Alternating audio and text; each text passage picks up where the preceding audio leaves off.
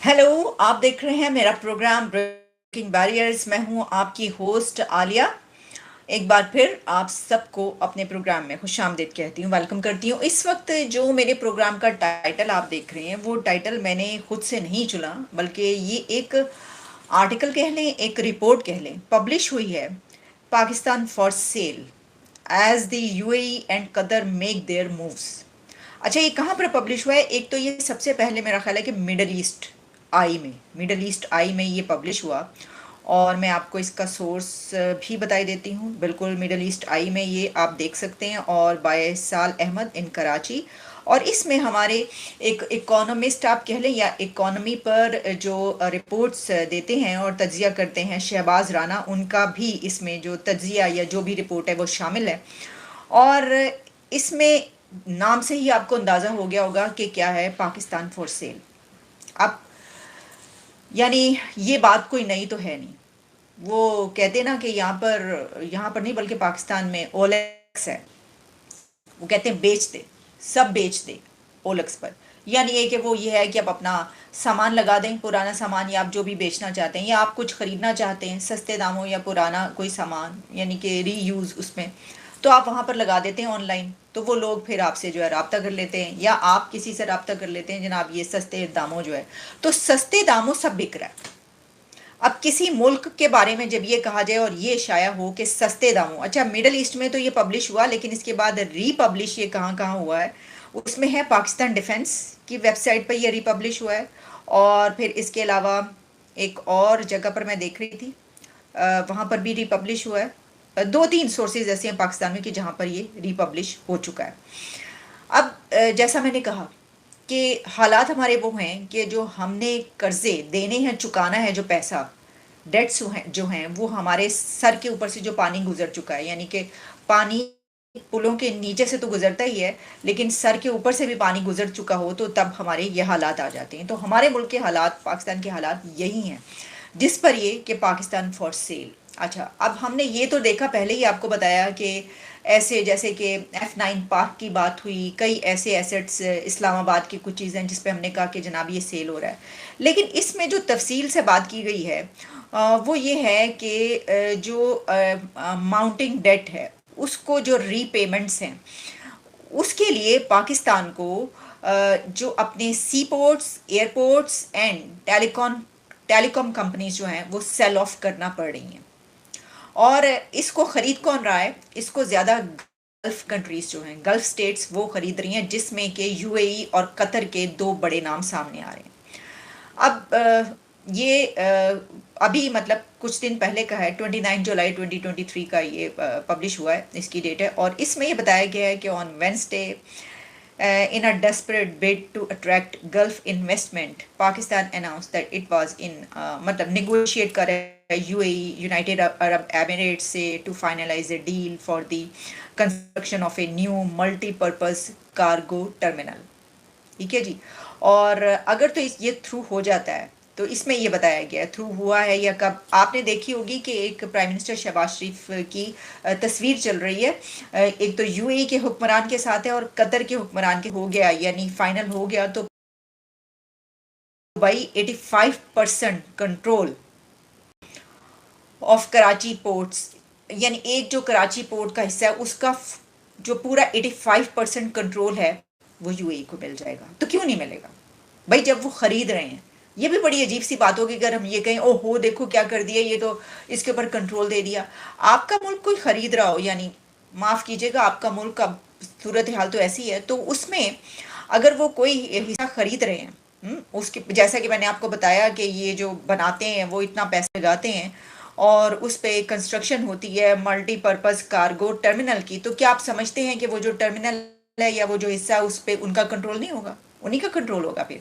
अच्छा, इसी तरीके से हम पहले भी बात करते रहे कि जो एयरपोर्ट्स हैं उसको भी कई एक चीज़ें हैं उसमें देखने की, कि जनाब वो तो एक ऐसी चीज़ होती है एयरपोर्ट जो होता है कि अगर कोई इमरजेंसी की सिचुएशन है, कोई अलर्ट है, हाई अलर्ट है, तो उस वक्त यानी कि इमरजेंसी में किसी जहाज़ों ने उतरना है आपके एयरपोर्ट्स पर, या फिर ये कि कोई किसी ने हमला कर दिया या हमने किसी पे हमला कर दिया, तो उस सूरत में भी जो हमारा, यानी देखें ना, मैं ये बात इसलिए करी हूँ कि हमने किसी पे कर दी कि किसी ने क्या करना है हमारी, तो अभी देख लें जो वजीर आजम साहब ने भारत के लिए, हमारे हमसाया मुल्क इंडिया के लिए जो कहा है कि जब उन्होंने ऑफर की कि आए बैठे टेबल टॉक करें, डायलॉग करें, तो उसमें के दरमियान भी उन्होंने ये तड़का लगा दिया कि हमारे पास, हम न्यूक्लियर पावर हैं, देख लें हमारे पास बमशम हैं, हाँ, हम उठा उठा के फेंक सकते दूसरी, ये तड़का उन्होंने बीच में लगा दिया।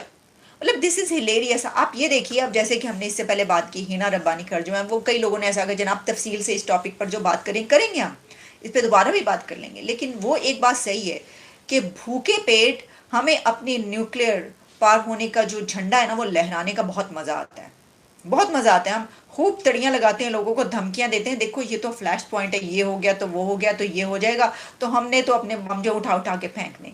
तो हालत क्या है? हालत ये है कि फॉर सेल पे लगा हुआ है जी। अच्छा, अब ये मैं आपको बता रही हूँ कि ये जो पब्लिश हो रहा है मैं आपके सामने वो रख रही हूँ, और एक जगह नहीं, इंटरनेशनल से नेशनल तक हर जगह पे मैं आपको। अच्छा जी, अच्छा फिर इसमें यह है कि according to the deal the AD group will operate 3 Port of Karachi and will invest in 3 berths at the Port of Karachi and will invest in infrastructure to allow for bigger ships to dock, extending the काफ़ी इसके अंदर जो है, and will receive $50 million for equipment and infrastructure and 18% container in handling charges. अच्छा, फिर Pakistan top economics and correspondent, अच्छा ठीक है, पाकिस्तान के जो टॉप इकोनॉमिक्स के इकोनॉमी के करस्पॉन्डेंट हैं शहबाज राना, उन्होंने ये बताया है मिडल ईस्ट आई को कि there was a definite sense of desperation about the deal and that it cuts some essential corners. फिर वो आगे इसमें ये है मौजूद है कि डील के हवाले से काफ़ी चीज़ें हैं, और इसमें बताया गया कि क्या है, मैंने जो उसके बेसिक फीचर है वो मैंने आपको बता दिया। पूरी डील जो है हम क्या पढ़ेंगे उसके अंदर, जो जो कुछ अलाउ किया जा रहा है, और उसके अंदर लीज़ जो है, lease deal will give the UAE जो है वो क्लाउड इन पाकिस्तान, ट्रेड, एनवायरनमेंट, करीम एडेड, और फिर और भी कई लोगों से उन्होंने इसके मुतालिक राय ली और उन्होंने क्या कहा। फिर एयरपोर्ट्स फॉर कतर ये आ रहा है उसके आगे, और एयरपोर्ट्स फॉर कतर में जो है वो ये बता रहे हैं कि IMF bail out $1.2 billion and additional cash injection of $3 billion from Saudi Arabia and the UAE अभी भी पाकिस्तान को consistent supply of US dollars to service its debts। इतने पैसे की ज़रूरत है कि उसको अपने जो डेट्स हैं, यानी कि जो सर पर एक अंबार लगा हुआ है कर्जों का, वो पूरा करने हैं, और IMF बेल आउट के बावजूद भी पैसे की ज़रूरत है। क्योंकि देखिए IMF तो दे रहा है ना, उसके बाद एक अगला भी उसकी प्रोग्राम, लेकिन उस सब में जो आपका कर्ज है वो तो बढ़ता चला जा रहा है, वो तो कम नहीं हो रहा, वो तो आपने पे करना ही करना है, रीपे उसको करना ही करना है। तो इस सिलसिले में फिर कराची और लाहौर के एयरपोर्ट्स जो हैं, ये ज़रा कह रहे हैं कि मुश्किल होगा सेल करना, लेकिन इनकी भी बात की जा रही है। इन्वेस्टमेंट बॉन्ड्स जो है उनके अगेंस्ट, इन्वेस्टमेंट बॉन्ड्स आपको पता है वो एक अलग, इसके ऊपर भी हम पहले बात कर चुके हैं। और फिर इसके अलावा जो बताया गया इसके अंदर कि कॉल्स टू प्राइवेटाइज, कि ये भी बात की जा रही है कि जो ग्लोबल इकोनॉमिक ऑर्डर है उसमें जो है हम इस तरीके से जो यानी डिमांड्स हैं उसकी, उसको देखते हुए हम privatise state owned entities are never far away. तो इसमें प्राइवेटाइज करने की भी जो है वो सारी चीज़ें चल रही हैं, यानी ये कि फॉर सेल जो है उसकी कई काइंड्स ऑफ फॉर सेल है, और उसमें कई तरीके हो सकते हैं, और जो भी तरीका आप समझें कि उसके थ्रू जो हम अपना वो कर सकते हैं, हमारे हालात जो हैं, यानी जो हम करना चाहते हैं, हमारा कर्जा उतर सकता है, तो वो आप इख्तियार करेंगे। ये है इसके, अगर आप क्रक्स पूछ लें तो ये जो कुछ पब्लिश हुआ है उसमें ये शामिल है, और मैंने आपको बता दिया क्या क्या चीज़ें, जिसमें कि एयरपोर्ट्स और कुछ पार्क्स और ऐसी चीज़ों की तो बात पहले ही हो चुकी है। तो वो जो हम बात कर रहे थे ना कि एयरपोर्ट्स को जो कहा जाता है वो इसलिए कि जनाब जब कोई, अगर कोई ऐसी इमरजेंसी की सिचुएशन पेश आ जाए तो वहाँ से तो आपके जहाज़ों में उड़ना होता है, जो वहाँ जो एयरपोर्ट्स है उसको तो बहुत सारी चीज़ों के लिए इस्तेमाल किया जाता है ना। तो फिर कहते हैं कि जनाब अगर ये दे दिया तो फिर क्या होगा, लेकिन उसमें ये भी होता है कि आप ऐसी किसी इमरजेंसी की सूरत में कुछ निगोशिएट कर सकते हैं, यानी कह सकते हैं कि भाई होते हैं पै गई 7:30 इतने होते हैं, नहीं हो सकता है, लो फड़ो अपने पैसे वापस, फड़ो अपने पैसे वापस, तो हमने ज़िंदगी में नहीं किया तो अब कैसे करेंगे। हम ये नहीं कहेंगे फड़ो अपने, हम कहेंगे भाई की करिए, मतलब तरले मिनते जो हमें आता है, जो हम कर लिया करते हैं, तरले मिनते शनते करेंगे और कहेंगे कि जी है वक्ता पै गया जी। या तो असी हमला करता है या दूसरे ने हमला करता है कि ये जो है ना, हम आपसे बस ये थोड़ी देर के लिए ले रहे हैं, जब जंग वंग खत्म होगी तो हम आपको दोबारा दे देंगे। वैसे ही हम एक ज़रा थोड़ा मजाकिया उसमें ये बात कर रहे हैं। जाहिर है इतने ऐसे टॉपिक्स हम कितना गंभीर करेंगे अब।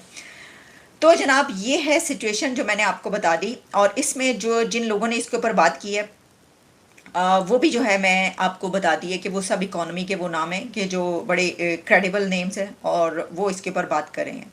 एयरपोर्ट्स फॉर कतर जो है उस पर भी मैंने आपको बता दिया क्या क्या बातें हो रही हैं, ये सब। तो अब क्या बात रह गई? अब बात ये रह गई कि हमने अपने ये देखा कि अभी हमारी जो डेप्यूटी फॉरेन मिनिस्टर हैं हिना रब्बानी, जो वो कह रही थी कि कितने, यानी उन्होंने बात की कि देखो हम जो हैं, हम तो बिल्कुल, यानी उनका मतलब ये था बिल्कुल ठीक है, कोई मसला ही नहीं है हमारे साथ, कोई ख़राबी नहीं है। लेकिन जो ख़राबी है वो सारी हमारे हमसाए में है, क्योंकि वो जो है वो उसका अब वेस्ट की डार्लिंग बन चुका है। प्रॉब्लम पता क्या है?